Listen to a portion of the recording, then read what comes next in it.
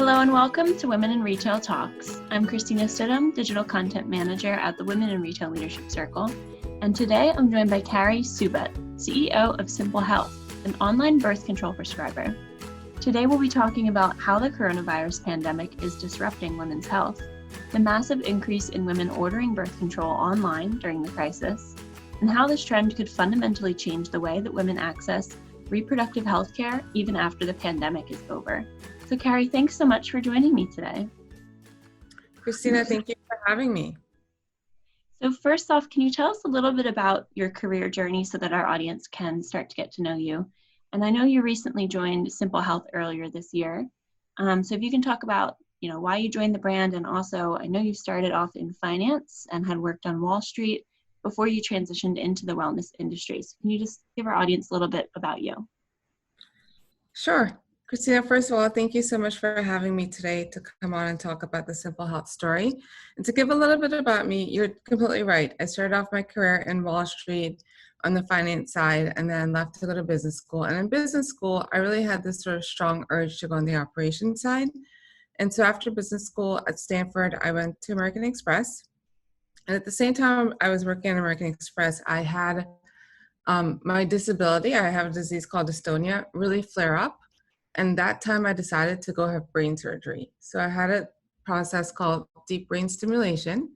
And I was literally about to start going into a wheelchair. And just imagine being in a wheelchair in New York. And I remember sitting on the operating table as I was having brain surgery and saying to myself, if I can walk ever, I would love to dedicate my life to the wellness industry. So 6 weeks later, I started walking normally, and I had to fulfill my manifestation and decided I was going to leave American Express and go work at Equinox. Obviously, I couldn't just go transition into something totally different. So I went to their finance department and really learned the ins and outs of wellness. And ever since, my career really has spanned wellness in terms of educating people, in terms of showing them the benefits of it. So I've worked at Equinox, I worked at Lumo Body Tech, which is a wearable technology company. I've worked at Rojas, which is a rowing company. And lastly, I was in Toronto working at a healthcare company. And this is going to sound really crazy, but 2 years ago, I decided I was going to run the New York City Marathon. And as I was running right in front of Mount Sinai, where I had my surgery, I realized I just wasn't doing anything that had a true purpose. And I realized my purpose was to give greater access to healthcare. Just because I had such trouble finding healthcare in the past, I knew that was really what I wanted to do. And that's how I ended up at Simple Health, because at Simple Health, we give women access to birth control, whether they are in any economic status or just, have a hard time finding it. We take the friction out of getting birth control. So that's what gives me joy waking up every morning leading this company. Wow, that is an incredible story. Wow, I'm really impressed and shocked. I mean, the troubles that you've gone through, and then to dedicate your life to helping so many other women, that's amazing. And as I mentioned briefly at the start of this episode, I'm going to transition back over to talking a little bit about COVID. I know that it's also disrupted women's health and how women can access healthcare.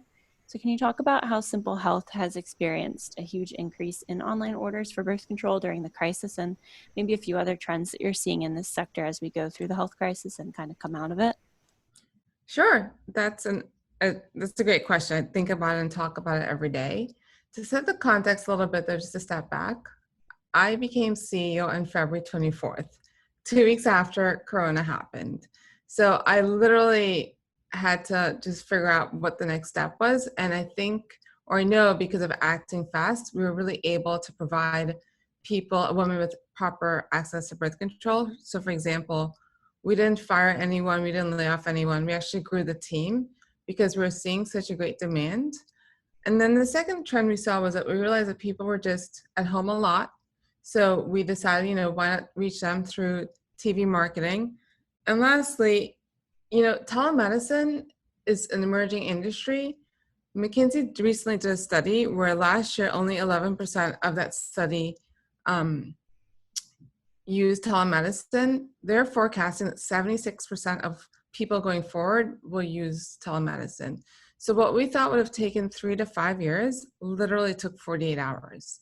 So, what we again provide is just safety of not having to leave your house, privacy, less friction, just given everything happening in our world, like when you're in your house, we don't know anything about you other than what you taught us. So we provide such great access with privacy.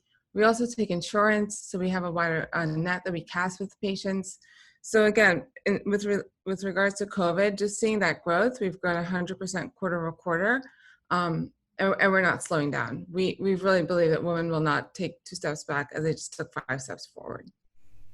Yeah, having that ease of access is definitely so important, especially as people try to look for, their products. Maybe they want to use the same things they've always been using, but they're not able to get to the doctor right now. So that's awesome.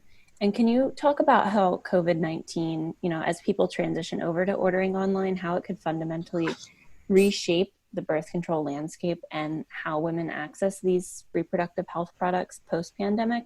Like you said, you think the trend will probably continue. Do you see it even further evolving? 100%. So, just taking a step back, we tend to wear many roles. We love to multitask.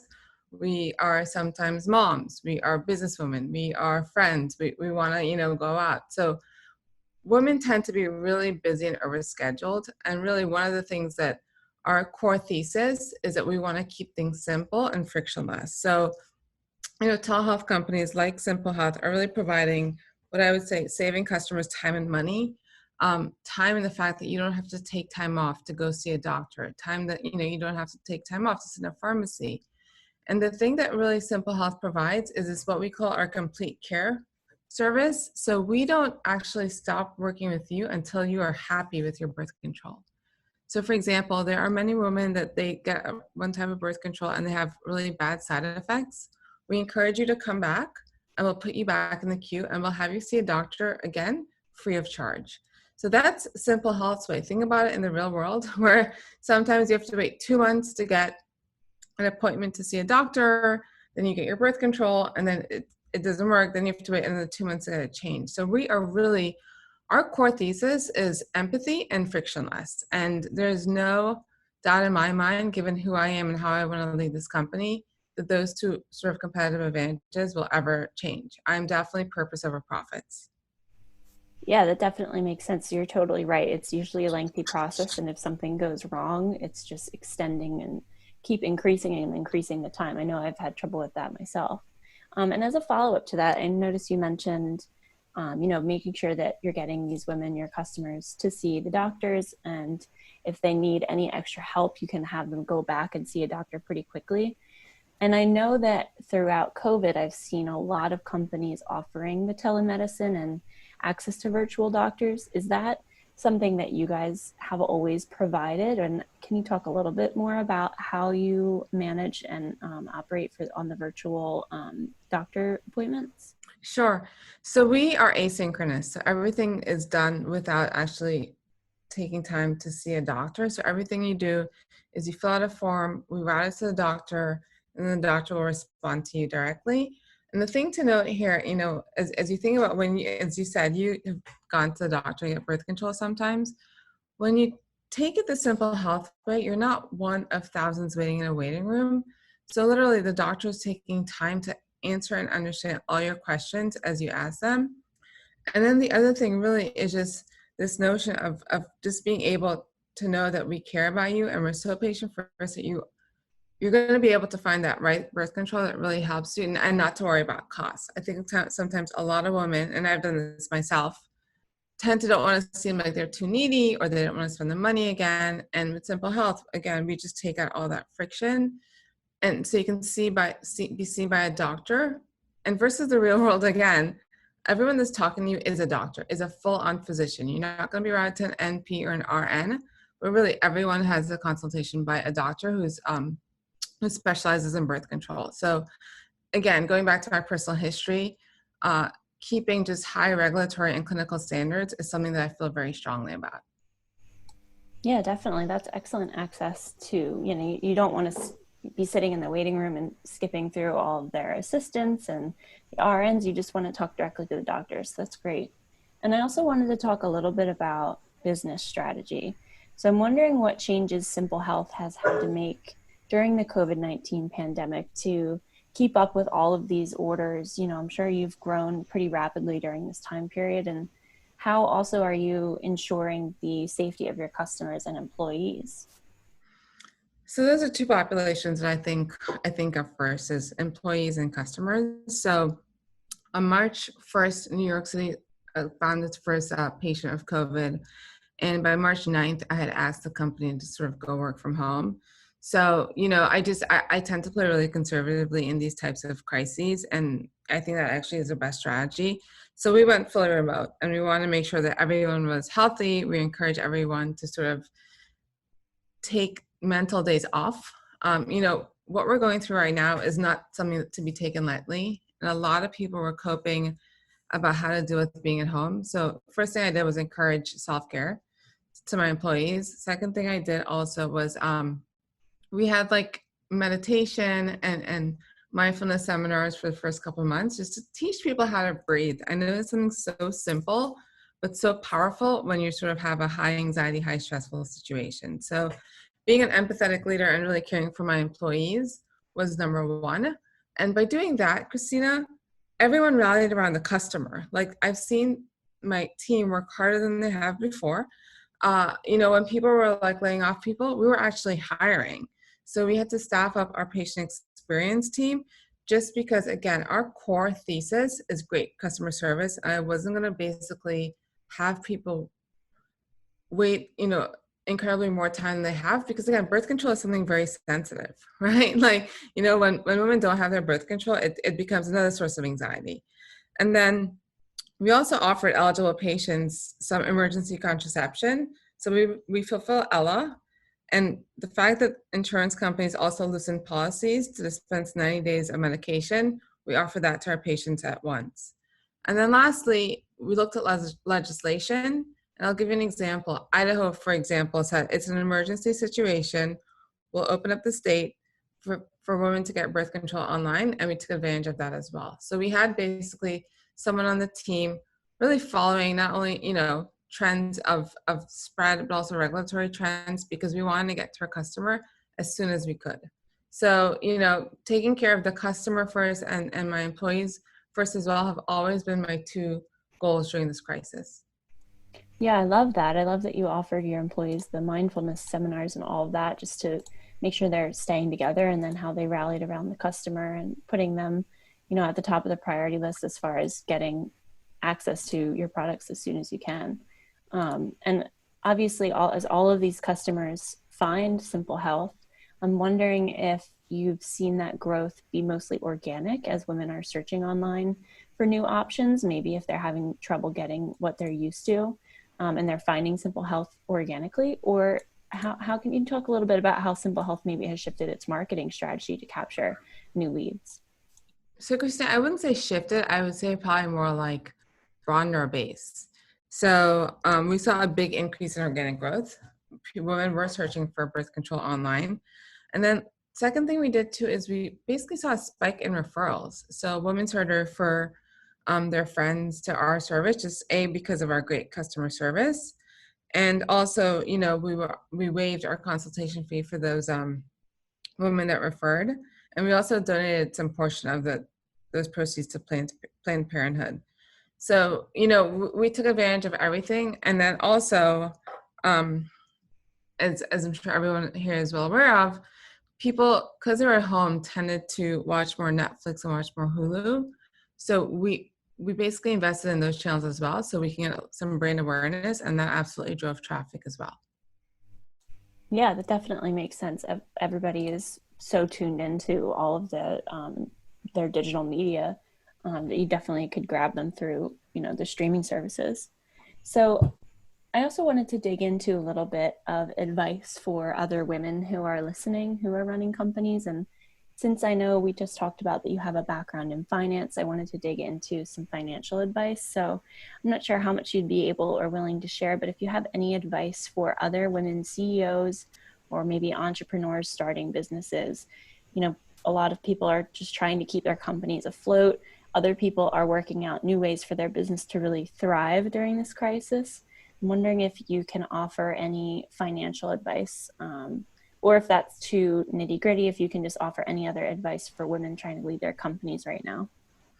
Christina, helping women and other women CEOs and entrepreneurs is really the basis of how our gender is going to take 10 steps forward. So I love, and I almost feel sometimes my why about being a CEO is cultivating, mentoring my employees, or just speaking in an audience like this and giving advice.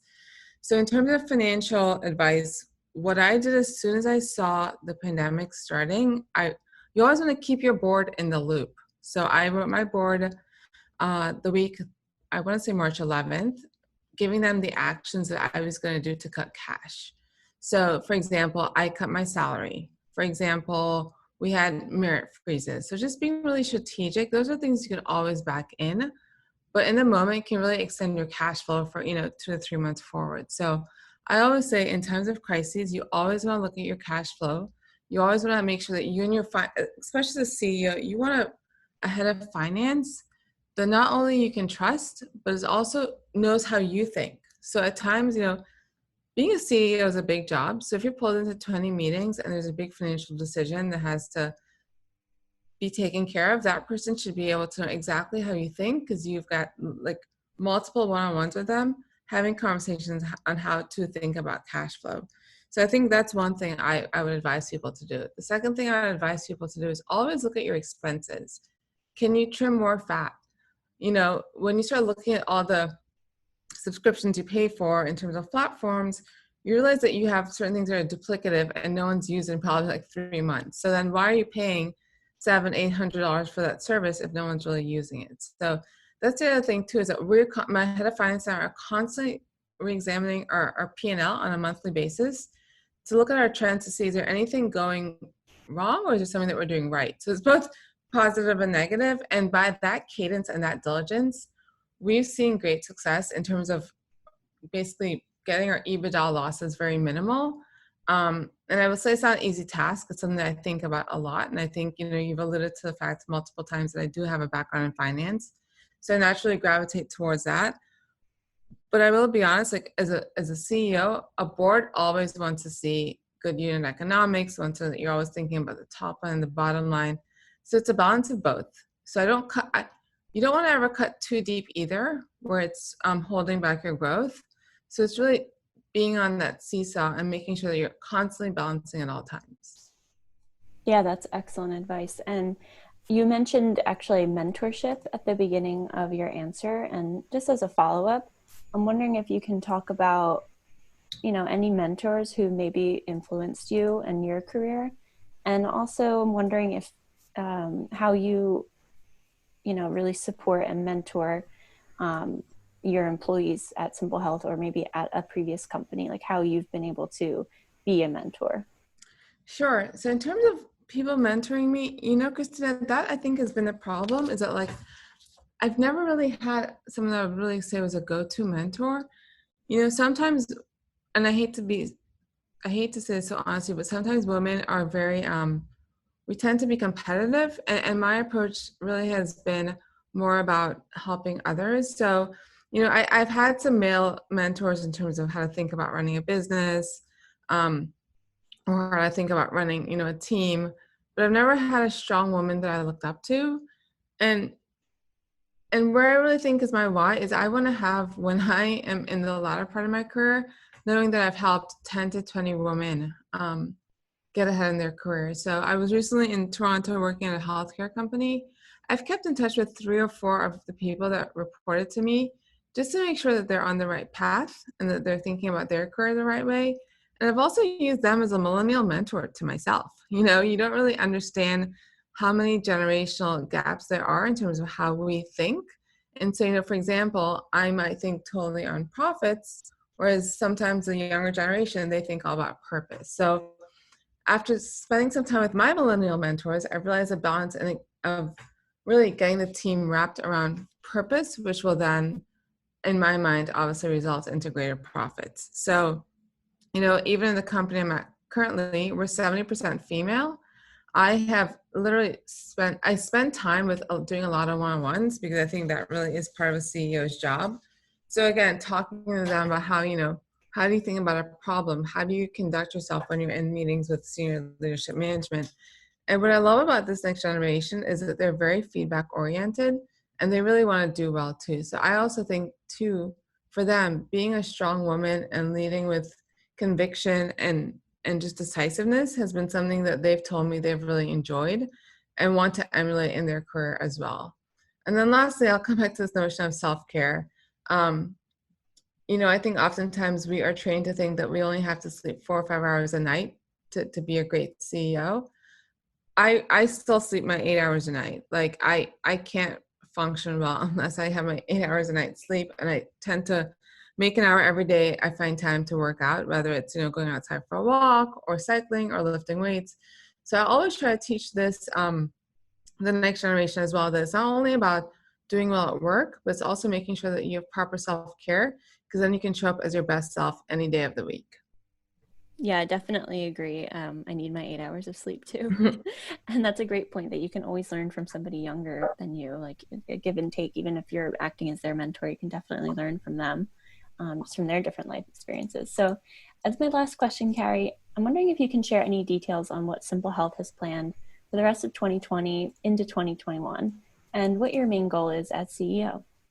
Yeah, so that's a great last question. So I actually just kicked off a fundraise. So we're looking to fundraise some growth capital, because I do think that this is a great platform for women to have discrete healthcare. So the way we're thinking about our growth going forward is looking at her age continuum and what else can she offer her as she ages and as she changes. As you know, women's bodies change, right? We are made to have babies. We then, go into menopause. So looking at the entire continuum of life, and our roadmap and vision will follow her as she ages as well. So super excited about the next phase of Simple Health. Really excited that, I've entered an industry at the right place in the right time. And quite frankly, the last thing I think I will really want to continue to do is to not only expand the core service, but really also help underserved communities and make sure that we always keep our healthcare affordable and accessible. Those are excellent goals, and I'm really excited to see what you guys do. So, Carrie, thank you so much for joining me on this episode of Women in Retail Talks. Thank you for having me. Thanks for listening. For more information on this podcast, please check out our podcast channel page at womeninretail.com/podcast for show notes. Women in Retail Talks is available on Apple Podcasts, Google Play, Stitcher, and Spotify. Make sure to subscribe on our podcast channel page as well. And if you've enjoyed this episode, please take a few moments to rate and review this podcast. Thanks, and until next time, this has been Women in Retail Talks.